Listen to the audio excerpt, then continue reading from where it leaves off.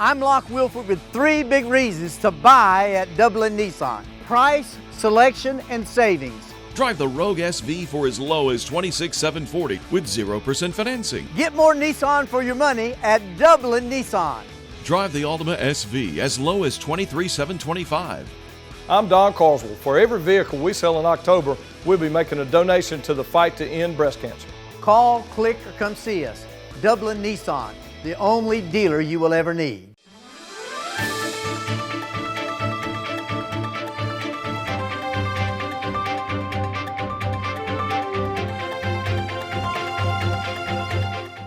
Welcome, ladies and gentlemen, into the studios today, and you will recognize Dr. Dan Brigman and McKinley Kemp.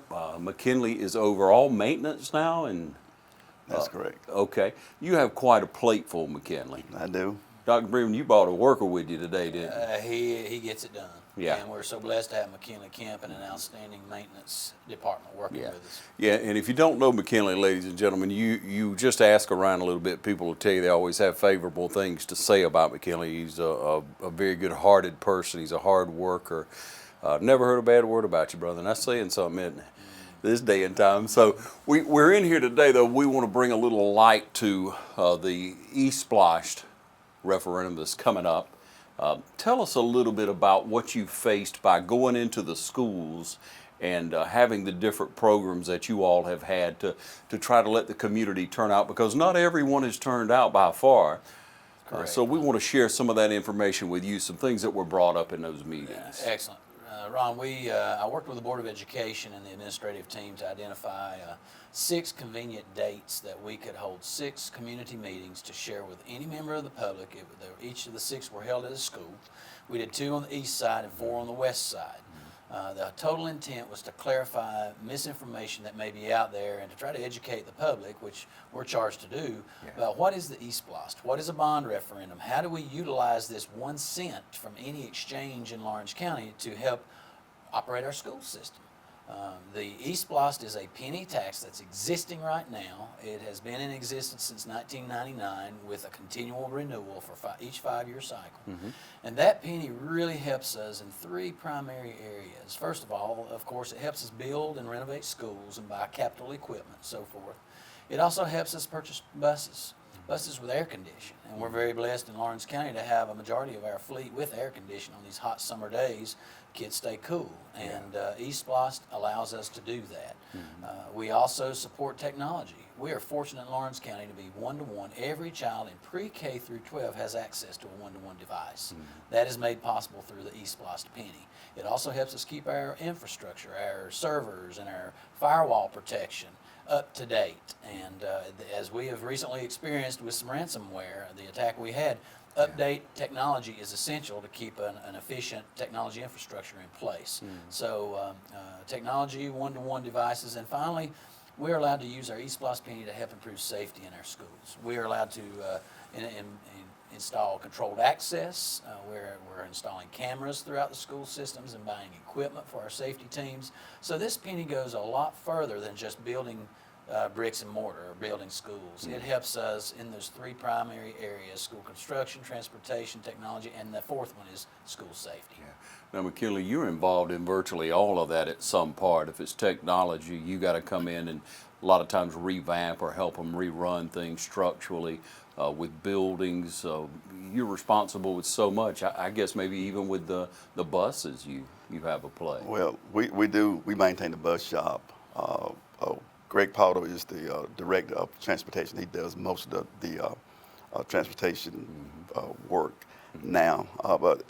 But we're involved from the time we start drawing the plans or getting in touch with the architect to draw the plans for the school up until building the school. We have to be there to know what's going on, to know where everything is located in the school system.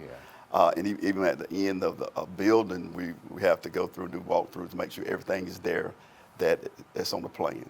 And even with the technology, they run the low voltage wires, but we have to run the high voltage wires to get power to their equipment. So anything that goes on in the school system, we do have our hand in it in some way or another. Now, McKinley, we wanted to have you come in because we kind of want to cut to the chase, ladies and gentlemen, and talk about what's on everybody's mind. McKinley, just as a matter of fact, why do we need a middle school on the west side right now, and why do we need a high school on the east side? Let's start with the west side. Let's talk about that Okay. facility. The West Lawrence Middle School that we're using now was actually built in 1971, and at the time it was built. It was built for about 500 to 600 students. Yeah. Grades 8 to 9. It was the junior high school, West Lawrence Junior High at that point. Now we have with 6, 7, 8 graders, we're talking about over 1,000, right at 1,000 students. We actually added on a few hundred square feet back in 1992 to try to compensate, but we've been growing so fast since then until we have outgrown the school. And even to go along with that, school was kind of condemned unsafe because of I-16. So once we went through that thing, they gave, we said they told us that we can use it for a while, but at some point we had to move out. And our time is slowly running out with the time Now let's that they gave talk us to about get. that for a moment, because Okay. I remember it vaguely that the government official, whomever came in, they evaluated the air purity there. Is that what it was? Not necessarily the air purity but it was just the place, how close it is to I-16. The site, the site itself was not It was safe. deemed unsafe. Deemed Right. unsafe. Okay. That was the board resolution by the Board of Education at that time in 2014. Yes. Okay. There's been some mitigation efforts that have occurred since then, including meeting with the engineering firm that was involved in that 2014 resolution. We got them back to the table, we being myself and McKinley, and we asked them the question, how could we mitigate this 2014 resolution to keep that building in operation to serving kids? And we discussed 3 specific areas. I took that conversation to representatives from the State Department of Education, and although we had some ideas for mitigation, it didn't resolve the problem of the location of that school. So the school has been deemed unsafe or hazard due to the close proximity to I-16. So that's the whole reason that we have to replace that school in a timely fashion. So we are working against the clock. Yeah. Not to mention the shape of that school now. I'm in it once a year, but 4 or 5 years ago I was in it almost on a weekly, almost a daily basis. But it's just an old school. Again, it was built for 500, and you got over 1,000 students on that campus as a whole now. It's hard to modify an old school like that, isn't it, McKinley? It is. It is. I mean, you can put a Band-Aid on it. You can do some things, but with new technology going on, and the safety thing, ideas of what is actually safety for a school system, it has changed so much. We can't. You can't produce that from an old building. Yeah. There's been quite a few things done to be able just to accommodate the 6th graders coming in. Wasn't it? Didn't you have to reopen the Emily Curry School? Didn't that happen, McKinley? It was kind of a chain reaction. We didn't move the 6th grade to the Emily Curry School. We actually moved them up to the old West Lawrence High School. But in order to move them, there were the people that was occupying that school. We had to replace them, and our Crossroads alternative students, we ended up moving them back down to the Emily Curry School where they were before. We just couldn't move them in there. We had to do some work to get it ready, to get it safe and clean. And it became our storage place, the county-wide storage place. So we had everything that came from every school. Stored there, which it was completely full of equipment and desks, extra desks and teachers' desks. How old is that school? It was built in 1956. Yeah. So we had to displace some people, but we gotten 6th graders in the old West Lawrence School. We called it the 6th grade academy, and we did some renovation there and got new furniture and all. And they're really enjoying the space, because before they were just crammed up in that little small West Lawrence Middle School. Not a good learning experience for them, or conducive to teaching, I'm sure. You pack kids in there together, you're going to have problems. That's right. Yeah. That's right. And while we're concentrating on the west side now, right now, what are some questions? And McKinley, were you at all the meetings? that the community turned out to at each of the schools? I attended some of them. I didn't attend all of them, yes. To the both of you, what were some of the questions that were brought to you all that you may want to address, you may want to bring to the public? One of the biggest questions is why do we need $69 million to build 2 schools? We've explained a little bit on the west side of why we have to replace West Lawrence Middle School. On the east side, we originally, in the previous 5-year plan, had a new middle school on the drawing board for the east side. But due to the needs of the stadium and the existing middle school being a building that was constructed, I think, in 1956, if I'm not mistaken, we were going to be building a new high school, but still maintaining are building a new middle school, but still maintaining the high school in the existing facility. So it was the best utilization of this Esplost penny to build a new high school with a brand new football stadium on the 80-acre site that's to the east of the athletic field, to tie it into the athletic complex, and then move our middle school kids out of that 1956 building into the existing high school and transition it to a middle school.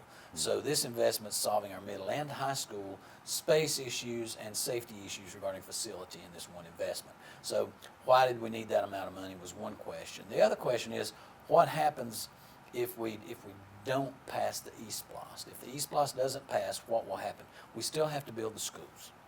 So we are staying away from the term property tax. This is not a property tax discussion for Lawrence County citizens. This is a sales tax discussion for the existing 1 penny, and it is not a new tax. This is a 1 penny sales tax that the State's General Assembly allowed local boards to enact to try to help take the pressure off the local property owners. So the Board of Education and I do not want to have a conversation about property tax because we have this prime opportunity to capitalize on a sales tax in which over 40% of that revenue comes from outside of the county. So the schools need to be built. The timeline is already underway, and it's an exciting time to be in Lawrence County with new schools on the horizon and a growing population and our test scores above the region. I mean, our staff members, our teachers, and our students are getting the daily work done. And so our hope and our charge is to make sure that we are providing all of our students access to safe, modern facilities in which to do that work. Yeah. McKinley, you know a lot of people. A lot of people talk to you in the school system. Right. When you speak to those people in that middle school on the west side, what do they say about this opportunity? They think it's great. They're really excited about getting the new middle school. We actually met with them last week with the architect, and so they can kind of give us an idea of what they would like to have in their classroom. Would they like tile or carpet, or what would work better for them and for the kids? So they are really excited about getting this thing off the ground. Yeah. So many of those educators in that school have been there for many years. Right. I mean, that's pretty much their entire career has been in that, and it is an old school. yes. Yeah, it shows. When you walk in that school, it's nothing like a modern facility that we go into today. It's almost a shock when I go into that Right. school. It's just that old, and you got what you got there. So you're saying it's an ideal time that something has to be done. The clock is going to run out. In what year will you need to be out of that school? We hope to occupy the school in 3 years from now. So it would Yeah. be the fall of 2022 is what we would hope for.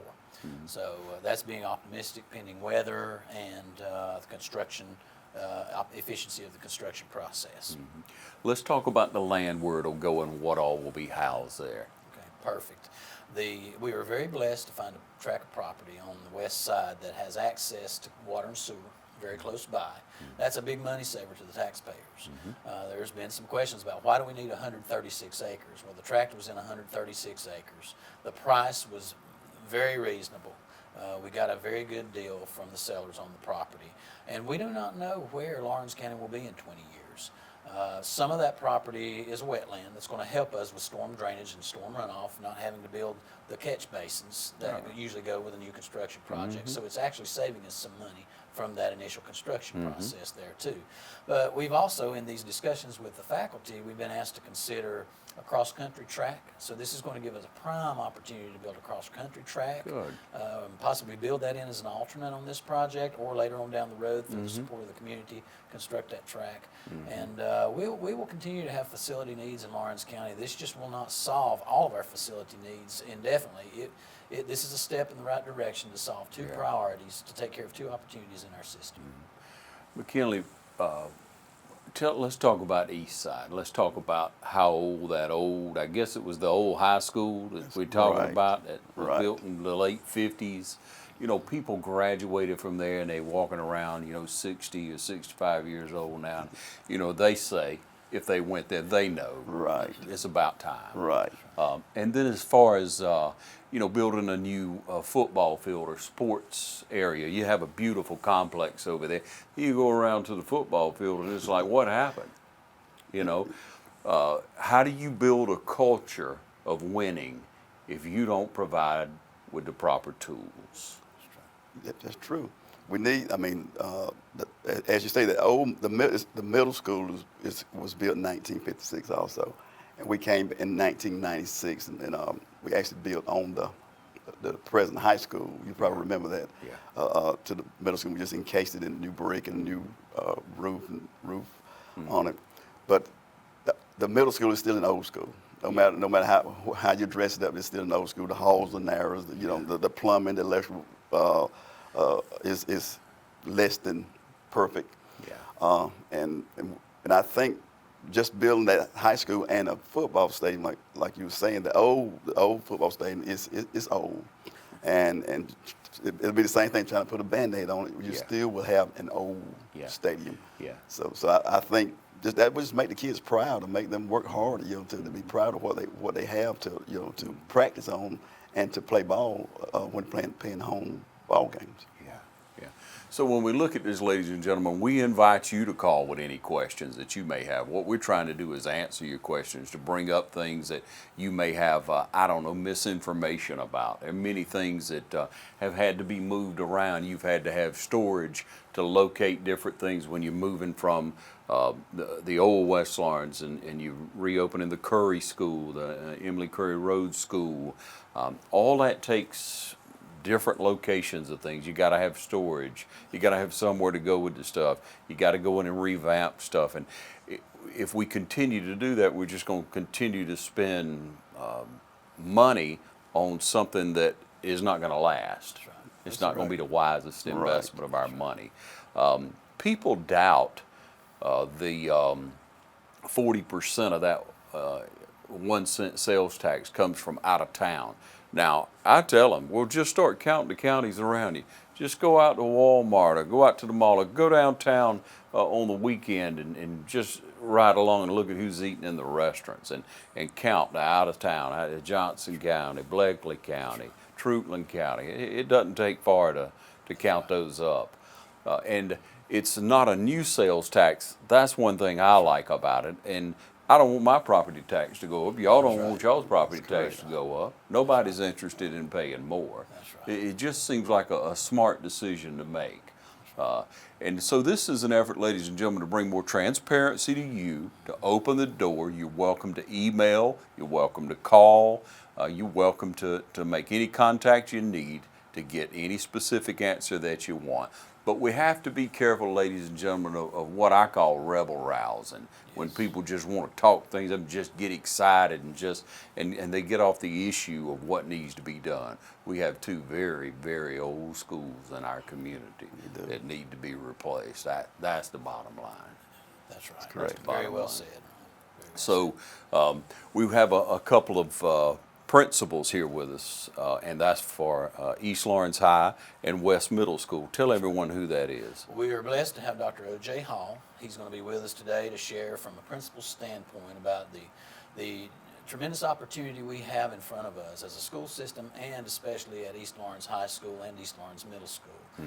We also have Mr. Reed Waldrop, who is the new principal at West Lawrence Middle School, and he's worked in that building for quite a few years, and he can tell you exactly what the facts are. And each of these gentlemen have the students' best interest at heart, as everyone else in our system, and that's what it's about, Ron. It's doing what's right for the kids that we are charged to serve each day. Yeah. We're going to take a short break. We'll be back with Hall and Waldrop in just a moment, so stay with us. Hot tubs. We love them. They're one of the universe's greatest gifts to the stressed out, the sore-bodied, and the party animal. But then comes the dilemma. Is the stress-melting nature of a hot tub worth the seemingly endless cleaning and maintenance that comes with ownership? With the Constant Clean Hot Tub Water Management System from Marquis, there is no dilemma. Traditional circulation pumps are slow to draw water. They often filter only a portion of the water, and usually only skim debris from the surface, leaving most of the particulates in the rest of the water untreated. Marquis' Vortex skimmer system powerfully filters 100% of the water from the hot tub, floor to surface, 60 to 160 times a day via its primary pump. The Vortex skimmers skim surface contaminants such as body oils and lotions, then direct them into the filter cartridges, trapping them there. Water is also drawn from the footwell and forced upward through the filter to trap heavier particles that might settle in the water near the floor of the hot tub. All of the filtered water is then drawn into the primary jet pump and through the high-flow heater assembly. From there, the ozonator's high-output, energy-efficient design converts oxygen into activated ozone gas. The Mozzie injector mixes the ozone with water, which is then introduced into the mixing chamber, where bacteria and other contaminants are neutralized for clean, sanitary water. The ozone converts back to plain old oxygen and is reintroduced, along with any residual ozone, into the hot tub water. Water passes through the inline sanitation system and is treated with natural minerals and low-dose bromine or smart chlor before re-entering the spa. All of this happens without lifting a finger, thanks to the Smart Clean software that knows when you've used the hot tub and automatically triggers a cleanup cycle after your soak. The Constant Clean system allows you to change your water less frequently, use less electricity than a traditional circulation pump that runs constantly, and use fewer chemicals that may smell or can cause skin irritation. For the ultimate hot tub experience, without the hassle, contact a Marquis dealer today.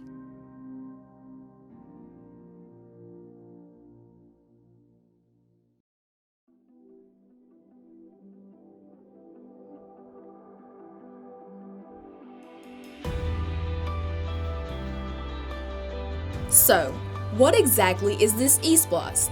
It is the Education Special Purpose Local Option Sales Tax that gives the option for a local school system to call a referendum approving a 1% sales tax for school construction and/or to retire debt. It cannot be used to pay operating expenses and salaries. The penny sales tax spreads the responsibility of educating our children to all citizens and visitors of our community. Anyone who spends money in Lawrence County is funding the Esplost regardless of whether or not the person lives in the county. So what does that mean? It simply adds a penny to the current sales tax rate. Rest assured, it is not a new sales tax, but merely an extension of the current one. What exactly makes Esplost a fair way to tax? The additional penny of sales tax is paid by everyone who makes purchases in Lawrence County. The tax burden is not placed on the backs of property owners, but everyone, even visitors from other areas, contribute to the cost. So, how has Lawrence County Schools used Esplost funds? We have district-wide technology upgrades, including one-to-one technology. That's right, every student at every school. We have purchased air-conditioned buses and expanded our bus garage to accommodate in-house maintenance needs. We have upgraded gym floors, resurfaced our track and tennis courts. It is because of Esplost funds that we are able to provide renovations and improvements to all schools.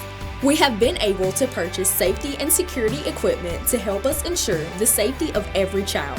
Safety and quality education are paramount in our district's goal in growing great students. East Lawrence Middle School was constructed in 1956. That's 2 years after the pocket-sized transistor radio was put on the market. Our growing needs to have an updated facility is essential to the growing needs in education in regards to technology and safety. East Lawrence High School would be the perfect location for our middle schoolers to transition. They would have more space, a more updated facility, and their own lunchroom and media center. which is currently being shared with the high school. A new East Lawrence High School located on the same campus of the other 3 schools is the perfect location to build a 21st century state-of-the-art facility to accommodate the growing number of students and academic needs. West Lawrence Middle School was constructed in 1971. Due to many issues with the building and the fact that the location has been deemed hazardous, a new West Lawrence Middle School is required to serve students in grades 6 through 8.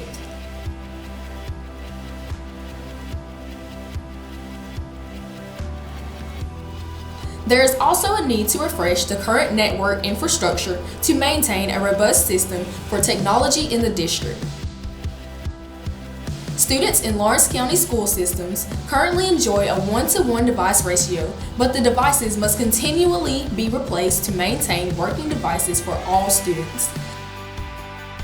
Because student safety is a top priority for the district, school safety feature upgrades in all locations are also needed for Lawrence County schools.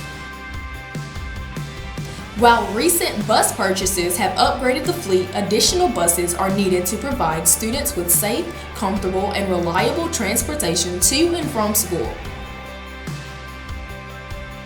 Our Lawrence County School District's intentions are quite simple and transparent when you think about it. We have a need to construct a new West Lawrence Middle School and athletic complex, as well as a new East Lawrence High School and football stadium. We would like to utilize Esplost funds, but we need your help to do so.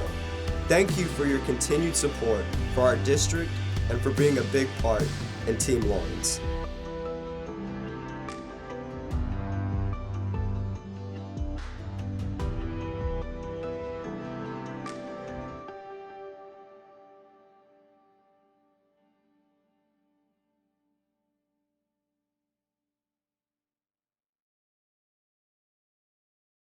Hello, I'm John Martin, physical therapist and athletic trainer from Rehab Advantage in Sports Medicine. I'd like to take this opportunity to invite you to some of our workshops here at Rehab Advantage. We've been hosting workshops every 3 weeks, some for low back pain, shoulder pain, arthritis, and for balance and vertigo problems. And so feel free, we'd love to have you come. We'd love to share information with you about these injuries and how you can get well naturally from these things. And we'd just love to tell you more about it right here at Rehab Advantage. We usually have them hosted at 6 p.m. on Thursday evenings. That does change sometimes, so be sure to look at our website or give us a call 478-275-1800. All right, welcome back, ladies and gentlemen. Again, we have Reed Waldrop here, and he is with West Lawrence Middle School, principal there now, right? Mm-hmm. Been with the system for many years, haven't you? My 22nd year with Lawrence County Schools. Awesome. And Dr. O.J. Hall. Dr. Hall, you've been a minute too, hadn't you? Year 14 with Lawrence County School District. That's wonderful. Now, you served on the west side for years. You've been Yes. over on the east side for how many years? I've been on the east side for 5 years total. I'm in my 5th year. Yeah. I hear really good things about you out there, O.J. People really respect the job that you're doing. You care about people. You're good at diffusing situations because people get excited about the children That's sometimes, right. and that's natural. And we like that. we like high parental Passion's good. engagement. Yeah. We have a great community, great kids, great staff. So that's who the credit should go to for that. It's wonderful. Yeah. It's been a good 5 years. Both of you love education. You love working with children. You are in a family of that. Right. So through the years, you've seen different schools. You've the structure of schools. You've seen how they operate. You've been at new schools, and you've been at schools not so new. Right. So we want to kind of talk about that for a moment and let you speak from your two perspectives of the schools that you have now. Okay. They're very old. There's no doubt about it. When I come in through that middle school into the building, when I'm out there doing different shows and things, you know, moving through, especially before school starts, I can get in and out of there a little bit easier. But I'll come in that middle school and it's like, it's almost a time warp. Yes, that middle school, the middle and high on the east side share a school. We share a building. Yeah. And so Dr. Lawhorn and his staff is on the middle school side, and then our staff is on the high school side. And that middle school side, you're talking about a site that was constructed around 1956. And so you can patch, you can fix, and credit goes to our maintenance department because they've done a phenomenal job in making that a building that we can function in and that we can educate students in, and our teachers and students and staffs have done a good job of doing that in that building. But you can only do so much to truly provide the services that you need to provide, and even more important, the safety that you need to provide for students in a setting like that. The fact that the building was constructed back in 1956, I think it's obvious that even through desegregation, there's been a lot of growth since then. And so the only way that we've been able to accommodate that growth is to add spaces like our House of Gold at the middle school, and even our CTAE building. We've had a middle school class or two offered there. Here and there, they're detached from the building, which means our students, even in the bad weather, they have to go to a setting that's outside of the centralized roofing of the building to get where they're going. And we've been very successful in managing that because we want to make sure that safety is at the top of our list. But it does create a very big inconvenience, and it does raises the concern and issue of safety. And there's just nothing you can do to really fix that problem for a building that's dated back to 1956. Mr. Walter, you've seen a lot of schools. Your family's been in the system for all y'all's life. I mean, you and a family of educators. You know what systems or what buildings operate like and what works for students of all ages. You've been at the middle school for how many years? It's my 4th year. I was assistant principal for 3 and principal now. So. Yeah, well, congratulations again on that. I think the community really embraced that decision because of your reputation, because of how you've treated students all the way through school. That's what these gentlemen have done. You can ask students, and they're not going to tell you a story, man. They'll tell you the truth on it. Ones that come on up and they're out of school and they've been through the system, and they'll tell you who's fair and who's not, and they'll tell you who has a good heart and who doesn't. So if you want to know where these gentlemen are coming from, you don't have to ask too many young people that have been through the schools. They'll tell you what kind of rapport they have with students. So in saying that now, you see that middle school, you've been there a few years, even though it's been revamped, put out some new rug and put some carpet up and replaced a few toilets. It's old. It is old. It was built in the early 70s. And like you said, 4 summers ago, came in and made it look nice. New paint, new windows, doors. But when they came in 4 years ago, they had no square footage. So we're still a packed school.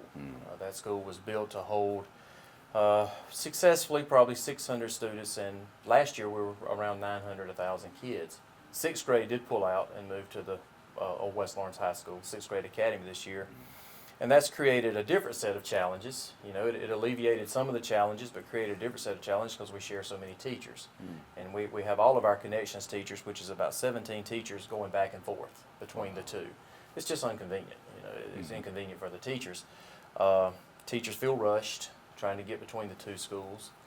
And it echoes some of the things that Dr. Hall talked about as safety. That's my biggest concern at West Lawrence Middle is the safety. We have several students who have to go out of our main building into the parking lot area, across the parking lot area, and go to the gym, weight room, course, band. And, you know, I say a prayer every day that the Lord protects those kids as they travel across that parking lot and traffic areas going to those areas. So, and not just weather, which you brought up, and not just, you know, traffic, but in the reality of the world we live in today. You got kids walking outside, groups of kids out there like that, and a facility where people can come from almost anywhere. It may open the door for a tragedy in our own community. But our staff's been very cooperative in supervising those outdoor areas. That, you know, they'll give up a portion of their planning time to supervise transitions, and we got a great team at West Lawrence Middle, and we've been able to do a lot of things in an old crowded building because we have such a great team of teachers and great students. And to reiterate now, you really would benefit from having a self-contained, one contained building. Where people didn't have to go in and Anytime out. you can put all of the adults and all of the kids under one roof, that just makes things that much better and that much safer.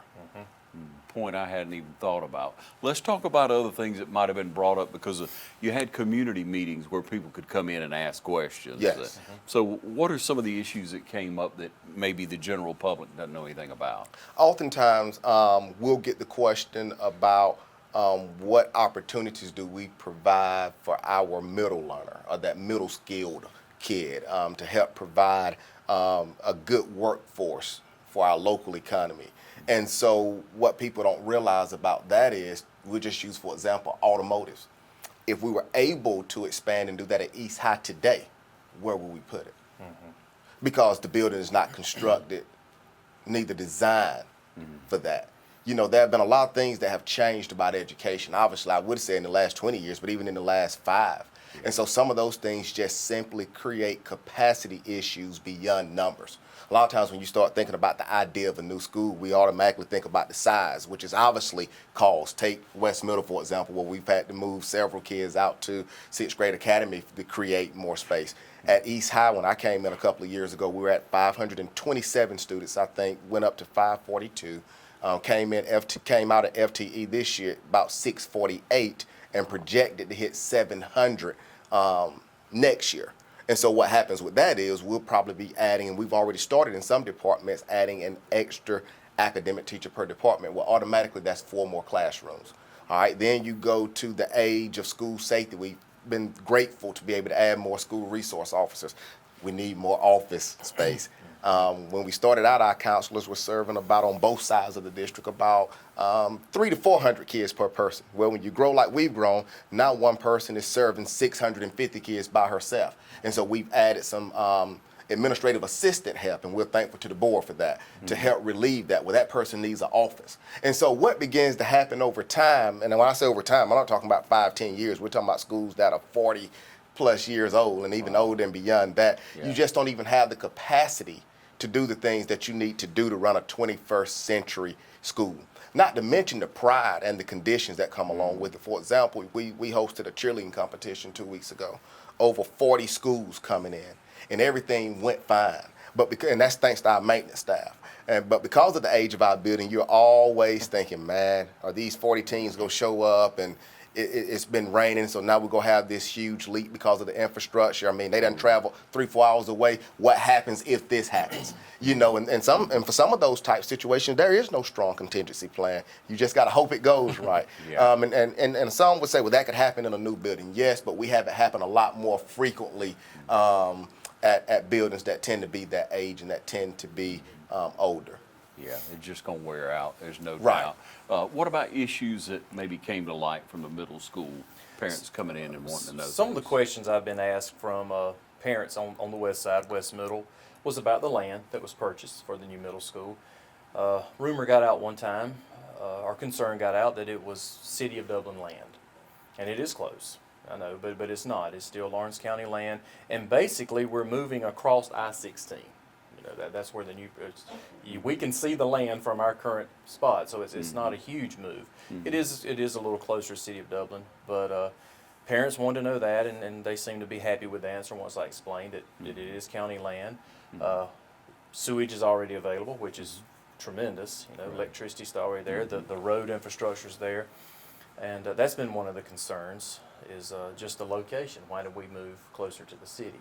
But I think it was just a very good opportunity to buy a good piece of land that will accommodate growth, like Dr. Hall said. There's a lot of programs that are moving down into the middle school area from the high school, and we can't add anything right now at West Lawrence Middle because we're teaching out of every little space we have.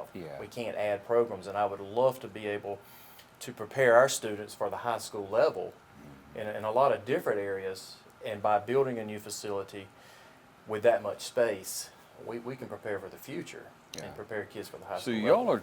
So y'all are bringing up a point of workforce development, aren't you? That's correct, yes. That's huge right now. It is. I mean, we all know how huge it is. We have industries that want to come in, and we don't have the qualified people for that. And we've learned a lot. Our community, our educators have learned a lot, like you say, over the past 5 years. 4 or 5 years. A tremendous education to develop that. It takes the tools to do the work. We have great staff members, and we have great community members that can even contribute to our staff to get these students ready. But it also takes the tools and the workspace to be able to develop that type of talent that we need to be successful. And I think for Mr. Waldrop and myself both, that's one of the things that we've learned from our current schools, is that if we're blessed to go through this process of facilitating the construction of new schools, and we've heard our superintendent say this a lot, you're not just building schools for today, we're starting to research and look beyond that and try to build a school that will meet the needs of the community for decades down the road. And I'm not so sure that's something that in education across America that has been practiced in the past. You kind of build the school based on how many kids you had and how much space you need. But now we're starting to think about what type of programs do I need to benefit my community? What are the local business people telling me that they need us to produce for them to have the employees that they need? And then we start thinking, what type of space do I need for that? What do I need to be thinking about down the road that even if we can't produce that now, we have the capacity to do so later without costing tons of money down the road. And so I think both of us in our experience of being in older schools have kind of had a very good feel of how to go through this process going forward by learning what not to do about some of the things that we look at in our current buildings and situations. So it seems that we've built schools adequate to house students in the past, but possibly not to educate them to go into the future. Right. And so that's what you're saying you're trying to do here, is to build something that's going to help our students be prepared for the future, to help our community prepare for what's needed. Because that's who the schools belong to, the community. And so our whole purpose exists to meet the needs of the community. And so as we try to go through the process of constructing new schools, that will play a strong role in how we construct our buildings to help meet the needs of the community and to help meet the needs of the 21st century. I'm sure years and years ago when they were building schools, who thought about a place that made sense for a school resource officer? Yeah. You know, and so it's those type of things that we now know are very much needed and basically a must and a requirement to ensure that our kids are safe every day and that we create that we have a positive learning environment. What type of appeal do you make to people when you just meet them at church, or you meet them at Walmart, or you meet them on the street or downtown? What do you say to them? The appeal is a lot of what we've already talked about today, the safety of the students. You know, we need a safer building for West Lawrence Middle School students. The appeal I also make is that the Esplost is not a new tax. You know, it's a continuation of what has gone on for 20 years. You know, my dad was in school administration. I remember when the first one passed. I remember how he worked on that. Yeah. And it's the same penny that we've been paying for 20 years. We're just extending that.